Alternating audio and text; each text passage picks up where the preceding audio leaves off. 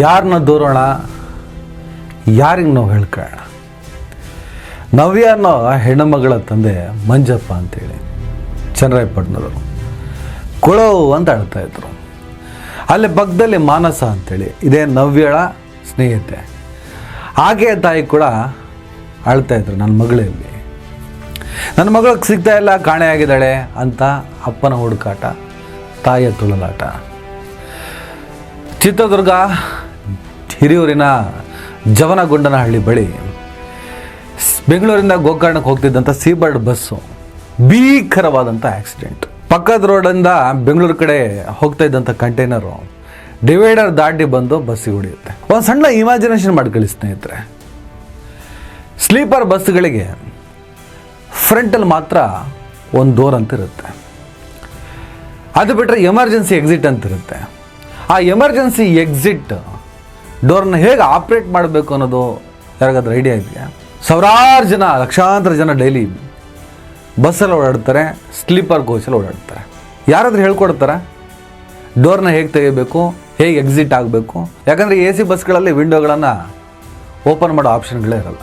ಹಾಗಿದ್ದಾಗ ಕೋಟ್ಯಾಂತರ ರೂಪಾಯಿ ಜನರಿಂದ ಹಣ ಗಳಿಸುವಂಥ ಈ ಕಂಪ್ನಿಗಳು, ಬಸ್ಗಳು, ಅದು ಒಂದು ಸರ್ಕಾರ ಒಂದು ಕಾನೂನು ತರಬೇಕು ತಾನೆ.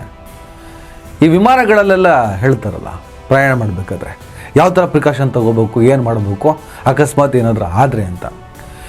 ಸಾವು ನೋವನ್ನು ತಡೆಯೋಕ್ಕೆ ಸಾಧ್ಯನೇ ಇಲ್ಲ. ಆದರೆ ಒಂದಿಷ್ಟು ವಿಚಾರಗಳು ಗೊತ್ತಿದ್ರೆ ಬದುಕುವಂತಹ ಸಾಧ್ಯತೆಗಳಿರ್ತಾವಲ್ಲ. ಏನೋ ಗೊತ್ತಿಲ್ಲದೆ ಅಜ್ಞಾನದಿಂದ ಪ್ರಯಾಣ ಮಾಡಿ ಬದುಕುವ ಅವಕಾಶ ಇದ್ದರೂ ಕೂಡ ಬದುಕಲಾಗದಂಥ ಪರಿಸ್ಥಿತಿಗೆ ತಲುಪುವಂಥ ಪ್ರಮೇಯ ಇರೋದಿಲ್ಲ ಅಲ್ವಾ? ಯಾವುದೇ ಬಸ್ ಹೊರಡಬೇಕಾದ್ರೆ 1 ನಿಮಿಷ 2 ನಿಮಿಷ ಏನು ಮಾಡಬೇಕು, ಸಿಕ್ಕಾಪಟ್ಟೆ ಏನಿರಲ್ಲ ಈ ಬಸ್ಗಳಲ್ಲಿ. ಅಂದಮೇಲೆ ಪ್ರಯಾಣಿಕರು ಸಣ್ಣ ಮಾಹಿತಿ ಕೊಟ್ಟರೆ, ಇವತ್ತು ಚಿತ್ರದುರ್ಗ ಬಸ್ ದುರಂತದಲ್ಲಿ ಒಂದು 10-15 ಜನ ಬದುಕಿದ್ದಾರೆ. ಯಾಕಂದರೆ ಆ ಕಂಟೈನರ್ ಬಂದಂಥ ಹೊಡೆದಂಥ ಫೋರ್ಸಿಗೆ ಒಂದಿಷ್ಟು ಗಾಜುಗಳು ಪುಡಿಯಾಗಿ ಅದನ್ನು ಐಡೆಂಟಿಫೈ ಮಾಡಿ ಅಲ್ಲಿಂದ ಒಂದಿಷ್ಟು ಜನ ಹಾರ್ಕೊಂಡಿದ್ದಾರೆ ಅನ್ನೋ ಮಾಹಿತಿ. 8-9 ಜನ ಸುಟ್ಟು ಕರಕಲಾಗಿದ್ದಾರೆ ಅನ್ನೋ ಮಾಹಿತಿ. ಈ ಥರ ದುರಂತ ಆದಾಗ ಒಂದಿಷ್ಟು ಪ್ಯಾನಿಕ್ ಆಗಿರ್ತಾರೆ. ಆದರೆ ಬದುಕಲೇಬೇಕು ಅನ್ನುವಂಥ ಅದಮ್ಯವಾದಂಥ ಹಠ, ಬದುಕಲೇಬೇಕು ಅನ್ನುವಂತಹ ಛಲ ಹುಟ್ಕೊಂಡ್ರೆ ಅದಕ್ಕೊಂದು ಆಪ್ಷನ್ಸ್ ಅಂತ ಇರುತ್ತೆ. ಅದು ನೀವು ಕೊಟ್ಟಂತಹ ಜ್ಞಾನದಿಂದ ಇರುತ್ತೆ. ಅದನ್ನು ಮಾಡುವಂತಹ ಕೆಲಸ ಮುಂದಿನ ದಿನಗಳಾದರೂ ಮಾಡಲಿ. ಇಲ್ಲಿವರೆಗೆ ಮಾಡಬೇಕಾಗಿತ್ತು, ಶಿಸ್ತು ಬಂದೇ ಇಲ್ಲ ನಮ್ಮ ಡೆಮೋಕ್ರಸಿ ಒಳಗಡೆ.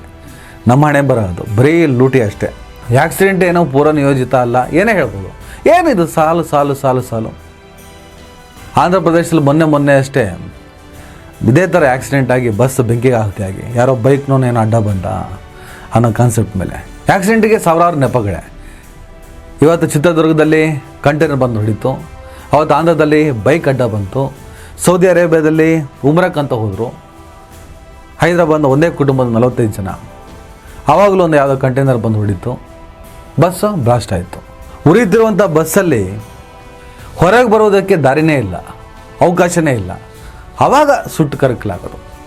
ಅಟ್ಲೀಸ್ಟ್ ಎಲ್ಲ ಅವಕಾಶಗಳೇನಾದರೂ ಇದ್ದರೆ ಸುಟ್ಟ ಗಾಯಗಳ ಜೊತೆ ಬದುಕಾದರೂ ಹೊರಗೆ ಬರ್ತಾರೆ. ಆದರೆ ಇಲ್ಲ, ಆಪ್ಷನ್ನೇ ಇಲ್ಲ, ಯಾವುದೇ ರೀತಿ ಆಪ್ಷನ್ಗಳಿಲ್ಲ. ಮಾಡಬೇಕಲ್ಲ, ಈ ಥರ ಸರಣಿ ದುರಂತಗಳಾಗ್ತಿದ್ದಾಗ ಮಾಡಬೇಕಲ್ಲ. ಆಮೇಲೆ ಈ ಖಾಸಗಿ ಬಸ್ಗಳಲ್ಲಿ ಡ್ರೈವರ್ಗಳನ್ನ ತೆಗೆದುತ್ತಿರಲ್ಲ, ಯಾವ ಮಾನದಂಡದ ಮೇಲೆ ತೆಗೆದುತ್ತೀರಾ, ಯಾವ ರೀತಿಯಲ್ಲಿ ಇಂಟರ್ವ್ಯೂ ಮಾಡ್ತೀರಾ? ಆಕ್ಸಿಡೆಂಟ್ಗಳಿಗೆ ಕೆಲವು ನೆಪಗಳು ಮಾತ್ರ ಸಾಕು. ಅದೊಂದು ಹ್ಯಾಪೆಂಡ್, ಅದನ್ನು ತಡೆಯೋಕ್ಕೆ ಸಾಧ್ಯ ಇಲ್ಲ. ಅದೇನೇ ಇದ್ದರೂ ಕೂಡ ಸರ್ಕಾರಿ ಬಸ್ಗಳಲ್ಲಿ ಯಾಕೆ ಭಾಳ ದೊಡ್ಡ ಪ್ರಮಾಣದಲ್ಲಿ ಆಕ್ಸಿಡೆಂಟ್ಗಳೆಲ್ಲ ಆಗಲ್ಲ? ಇಲ್ಲೂ ಎ ಸಿ ಸ್ಲೀಪರ್ ಕೋಚ್ಗಳಿದ್ದಾವಪ್ಪ, ಐರಾವತಗಳಿದ್ದಾವೆ. ಕರ್ನಾಟಕದೇ ಮಾತಾಡೋಣ, ಯಾಕೆ ಸೇಫ್ ಅನಿಸುತ್ತೆ? ಬರೀ ಖಾಸಗಿ ಬಸ್ಗಳು ಮಾತ್ರ ಯಾಕೆ ಈ ಥರ ದುರಂತಕ್ಕೀಡಾಗ್ತಿದೆ? ಆ ಬಸ್ ಮ್ಯಾನುಫ್ಯಾಕ್ಚರ್ ಆಗಿದೆಯಲ್ಲ. ನಿಮ್ಗೆ ಮತ್ತೆ ಹೇಳ್ತೀನಿ, ಆಕ್ಸಿಡೆಂಟಿಗೆ ನೆಪಗಳನ್ನು ನಾವು ಹುಡುಕ್ಬೋದೇ ಹೊರತು ಅದೊಂದು ಆಕ್ಸಿಡೆಂಟ್ ಅಷ್ಟೇ. ಆದರೂ ಕೂಡ ಒಂದಿಷ್ಟು ಪ್ರಿಕಾಷನ್ ಬಗ್ಗೆ ಮಾತಾಡಬೇಕಲ್ಲ, ಆ ಬಸ್ ಕ್ವಾಲಿಟಿ ಬಗ್ಗೆ ಮಾತಾಡಬೇಕಲ್ಲ, ಆ ಬಸ್ ಡ್ರೈವರ್ಗಳ ಕ್ವಾಲಿಟಿ ಬಗ್ಗೆ ಮಾತಾಡಬೇಕಲ್ಲ. ಪ್ರತಿಯೊಂದು ಕೂಡ ಕೆಲವು ಮಾನದಂಡಗಳನ್ನು ನಾವು ಚರ್ಚೆ ಮಾಡಲೇಬೇಕಲ್ಲ. ಯಾಕಂದರೆ ಹೋದ ಪ್ರಾಣ ಬರಲ್ವಲ್ಲ. ಇವತ್ತು ಕ್ರಿಸ್ಮಸ್ ಗೋಕರ್ಣಕ್ಕೆ ಹೊರಟಿದ್ದಾರೆ, ದೇವರ ದರ್ಶನಕ್ಕೆ ಹೊರಟಿದ್ದಾರೆ, ಅದು ಟೂರಿಸಮ್ ಹೊರಟಿದ್ದಾರೆ. ಅಥವಾ ಬೆಂಗಳೂರಿನಲ್ಲಿ ಕೆಲಸ ಮಾಡ್ತಾ ಇರೋರು ಆ ಗೋಕರ್ಣ ಮೂಲದವರು ಕ್ರಿಸ್ಮಸ್ ರಜಾ ಊರಿಗೆ ಹೋಗೋಣ, ಒಂದಿಷ್ಟು ಕಾಲ ಕಳೆಯೋಣ ಅಂತ ಹೊರಟಿರ್ತಾರೆ. ನಮ್ಮ ಮಗಳು ಬರ್ತಾಳಂತ ಆ ಮನೆಯಲ್ಲಿ ಸಂಭ್ರಮ. ಈಗ ಸೂತಕದ ಕಳೆ. ಆಕ್ಸಿಡೆಂಟ್ ಅನ್ನೋದು ಆಕ್ಸಿಡೆಂಟೇ, ಅದೊಂದು ಹ್ಯಾಪೆಂಡ್, ಓಕೆ, ಅದೊಂದಿಷ್ಟು ಪ್ರಿಕಾಷನ್ಗಳ ಬಗ್ಗೆ ನಾವು ಚರ್ಚೆ ಮಾಡಲೇಬೇಕು. ಆ ರೂಲ್ಸ್ ರೆಗ್ಯುಲೇಷನ್ಸ್ ತರಲೇಬೇಕು. ಏನಾದರೂ ಇದೆಯಾ? ಕೆಲವು ಜವಾಬ್ದಾರಿಗಳನ್ನು ಮರೆಯಂಗಿಲ್ವಲ್ಲ. ಈಗ ನಾನು ಹೇಳ್ದಪ್ಪ ಕೆಲವೊಂದು ಅಂಶಗಳು, ಅದನ್ನು ಇವ್ರು ಫಾಲೋ ಮಾಡ್ತಾನೆ ಇಲ್ವಲ್ಲ. ಈಗ ಸ್ಲೀಪರ್ ಬಸ್ ಅಂದಮೇಲೆ ಬೆಡ್ ಇರ್ತದೆ, ಬಟ್ಟೆ ಇರ್ತದೆ, ಪರ್ದೆಗಳಿರ್ತವೆ, ಬೆಡ್ಶೀಟ್ಗಳಿರ್ತವೆ. ಒಂದು ಸಣ್ಣ ಫೈರ್ ಆದರೆ ಇಮಿಡಿಯೇಟಾಗಿ ದಗ ದಗ ದಗ ಅಂತ ಉರಿದು ಹೋಗ್ತದೆ. ಫ್ರಂಟ್ ಒಂದು ಡೋರ್ ಇರುತ್ತೆ, ಕಂಟೈನರ್ ಬಂದು ಹೊಡೆಯುತ್ತೆ, ಹಾಗೆ ಜಾಮ್ ಆಗುತ್ತೆ, ಹೊರಗೆ ಬರೋ ಆಪ್ಷನ್ ಇಲ್ಲ. ಬದುಕಬೇಕು ಅಂದ್ರೂ ಕೂಡ ಬದುಕೋಕ್ಕೆ ಆಪ್ಷನ್ ಇಲ್ಲ. ಆಗ ಏನು ಮಾಡ್ಬೋದು? ಬಸ್ ಮ್ಯಾನುಫ್ಯಾಕ್ಚರ್ ಮಾಡಬೇಕಾದ್ರೆ ಯಾವ ರೀತಿಯಲ್ಲೇ ಒಂದಿಷ್ಟು ಆಪ್ಷನ್ಗಳನ್ನು ಕೊಡ್ಬೋದು. ಹಿಂದೆ ಏನಾದರೂ ಡೋರ್ ಇಡ್ಬೋದಾ? ಅದನ್ನು ಎಮರ್ಜೆನ್ಸಿ ಡೋರ್ ಅಂತ ಹೇಳ್ಬೋದಾ? ದೊಡ್ಡ ಪ್ರಮಾಣದಲ್ಲಿ ಒಂದು ಸಲ ಒಂದು 8-10 ಜನ ಹೊರಗಡೆ ಹಾರೋ ಥರ ಏನು ದೊಡ್ಡ ವಿಷಯ ಏನೂ ಅಲ್ಲ. ಅದೇನು ಭಾರಿ ದೊಡ್ಡ ಸೈನ್ಸು, ಅದಕ್ಕೋಸ್ಕರ ಇನ್ನೊಂದು ಸಂಶೋಧನೆ ಮಾಡಬೇಕಂತೇನೂ ಇಲ್ಲ. ಮಾಡ್ಬೋದಾ? ಹಿಂದ್ಗಡೆನೇ ಅದಕ್ಕೊಂದು ಆಪ್ಷನ್ ಕೊಡ್ಬೋದಾ? ಫ್ರಂಟಲ್ಲಿ ಹೊಡೆದಾಗ ಹಿಂದ್ಗಡೆ ಏನು ಆ ಪಾರ್ಟ್ ಇದೆ, ಅಲ್ಲೇ ಎಮರ್ಜೆನ್ಸಿ ಎಕ್ಸಿಟ್ ಅಂತೇಳಿ ದೊಡ್ಡದಾಗಿ ಒಂದು ಮಾಡ್ಬೋದಾ? ಫೈರ್ ಸೇಫ್ಟಿಗಳು ಏನು ಮಾಡ್ಕೊಂಡಿದ್ರಿ? ಕೆಲವೊಂದು ಕಟ್ಟುನಿಟ್ಟಿನ ಕ್ರಮಗಳನ್ನು ತಗೋಬೇಕು. ಹೆತ್ತವರ ಆಕ್ರಂದ ನಾವು ನೋಡೋಕ್ಕಾಗ್ತಿಲ್ಲ. ಸಣ್ಣ ಇಮ್ಯಾಜಿನೇಷನ್ ಮಾಡ್ಕೊಳ್ಳಿ. ಆಗಲೇ ಹೇಳ್ದಂಗೆ ಬೆಂಕಿ ನಮ್ಮನ್ನು ಸುಡ್ತಾ ಇರ್ತದೆ, ಬದುಕು ಆಸೆಗಳು ಬರ್ತಾ ಇರ್ತದೆ. ನಮ್ಮ ಸ್ಮೃತಿ ಪಟಲದಲ್ಲಿ ನನ್ನ ಕುಟುಂಬದವರು ಎಲ್ಲರೂ ಹಾಗೆ ಹಾದು ಹೋಗ್ತಾರೆ. ಬದುಕಬೇಕು, ಏನಾದರೂ ಮಾಡಿ ಬದುಕಬೇಕು, ಫೈಟ್ ಮಾಡಿ ಆದರೂ ಬದುಕಬೇಕು, ಅದು ಆಪ್ಷನ್ನೇ ಇಲ್ಲ. ಬೆಂಕಿ ಉರಿತಾ ಇರುತ್ತೆ, ಹುಡುಕ್ತಾ ಇರ್ತೀನಿ ನಾನು, ಎಲ್ಲೆಲ್ಲಿಂದ ಓಡಲಿ, ಎಲ್ಲಿಂದ ಹಾರಲಿ, ಆಪ್ಷನ್ ಇಲ್ಲ. ಕ್ಲೋಸ್. ಒಂದು ಬಾಕ್ಸ್ ಒಳಗಡೆ ಹಾಕಿ ಬೆಂಕಿ ಇಟ್ಟಂಗೆ ಕೊಡಬೇಕಲ್ಲ ಆಪ್ಷನ್ಸ್ಗಳು. ಏನು ದೊಡ್ಡ ವಿಷಯ ಏನೋ ಅಲ್ವಲ್ಲ, ದೊಡ್ಡ ಸಂಶೋಧನೆ ಮಾಡ್ಬೇಕಂತೇನಿಲ್ವಲ್ಲ. ಹಿಂದ್ಗಡೆ ಆಪ್ಷನ್ ಕೊಡಿ, 2 ಸೀಟ್ ಕಿತ್ತು ಬಿಸಾಕಿ, ಏನಾಗಬೇಕಾಗಿಲ್ಲ. ಹೇಗೋ ಸಾವಿರಾರು ರೂಪಾಯಿ ಲೂಟಿನೇ, ಮುಂದೊಂದು 400 ತಗೊಳ್ಳೋ ಕಡೆ 1,500-2,000 ತಗೊಳ್ತೀರಿ. ಬಿಟ್ಬಿಟ್ಟು ಒಂದು 2 ಸೀಟಿನ ಕಡೆ ಆಪ್ಷನ್ನು, ಸಲಹೆ ಅಥವಾ ಹೀಗೆ ಮಾಡಬಹುದಾ ಅನ್ನುವಂಥ ಒಂದು ಅಭಿಪ್ರಾಯ ಏನಾದರೂ ತಗೊಳ್ಳಿ. ಪದೇ ಪದೇ ಪದೇ ಪದೇ ಪದೇ ಪದೇ ಇದೇ ಮರಳಿಸ್ತಿದೆ. ಇನ್ನು ಪ್ರೈವೇಟ್ ಬಸ್ಗಳು ಯಾವ ಥರ ಹೋಗ್ತಾರೆ ರೋಡಲ್ಲಿ ನಾವು ನೋಡಿದ್ದೀವಲ್ಲ. ಈಗ ಡ್ರೈವರ್ ಹೇಳ್ತಾನೆ 60-70ರಲ್ಲಿದ್ದೆ.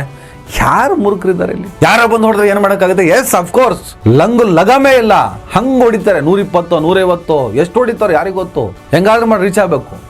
ಈ 2 ಗಂಟೆಯಿಂದ 4 ಗಂಟೆ ಅವಧಿ ಏನಿದೆ, ಆ ಟೈಮ್ ಇದೆ, ಸಿಕ್ಕಾಪಟ್ಟೆ ಬ್ರೈನು ಮಲಗುವಂಥ ಅವಧಿ ಅದು. ಡ್ರೈವರು ಹಗಲೆಲ್ಲ ಚೆನ್ನಾಗಿ ನಿದ್ದೆ ಮಾಡಿದಾನ, ರಾತ್ರಿ ಸರಿಯಾಗಿ ಗಾಡಿ ಓಡಿಸ್ಬೋದಾ ಅಥವಾ ಮಲಗಿದಾನ ಇಲ್ವೋ, ಬೆಳಗ್ಗೆ ಎಲ್ಲ ಮೊಬೈಲ್ ನೋಡ್ಕೊಂಡು ಟೈಮ್ ಪಾಸ್ ಮಾಡಿ ರಾತ್ರಿ ಡ್ರೈವಿಂಗ್ ಮಾಡ್ತಾ ಇದ್ದಾನೋ, ಇದನ್ನೆಲ್ಲ ಚೆಕ್ ಮಾಡೋದು ಯಾರು?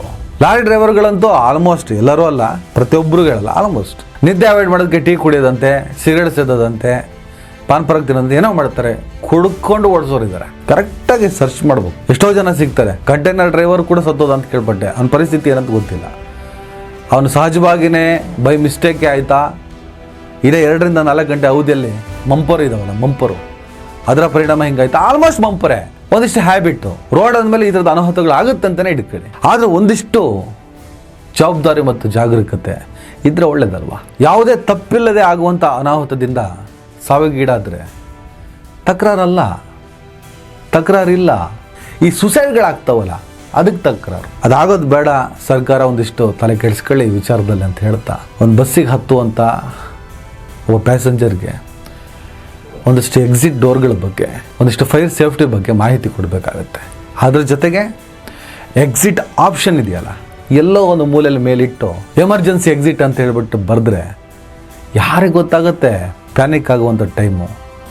ದೊಡ್ಡ ಪ್ರಮಾಣದಲ್ಲಿ ಹಿಂದ್ಗಡೆ ಅದಕ್ಕೊಂದು ಆಪ್ಷನ್ ಕೊಟ್ಟರೆ ಒಳ್ಳೆಯದು ಅನ್ನೋದು ನಮ್ಮ ಅಭಿಪ್ರಾಯ ಅಥವಾ ಸಲಹೆ. ಹೇಗೆ ತಗೋತೀರ ನೋಡಿ. ದಯವಿಟ್ಟು ಎಲ್ಲರೂ ಈ ಚಾನಲ್ನ ಸಬ್ಸ್ಕ್ರೈಬ್ ಮಾಡಿ. ನಿಮ್ಗೆ ಇಷ್ಟ ಆದರೆ ಈ ಚಾನಲ್ಗೆ ಜಾಯ್ನ್ ಆಗಿ. ಈ ವಿಡಿಯೋ ಇಷ್ಟ ಆದರೆ ದಯವಿಟ್ಟು ಎಲ್ಲರೂ ಶೇರ್ ಮಾಡಿ. ಸ್ವತಂತ್ರ ಪತ್ರಿಕೋದ್ಯಮವನ್ನು ಬೆಂಬಲಿಸಿ. ನನ್ನ ಯುಕ್ತಿಗೆ ನಿಮ್ಮ ಶಕ್ತಿಯೇ ಶ್ರೀರಕ್ಷೆ.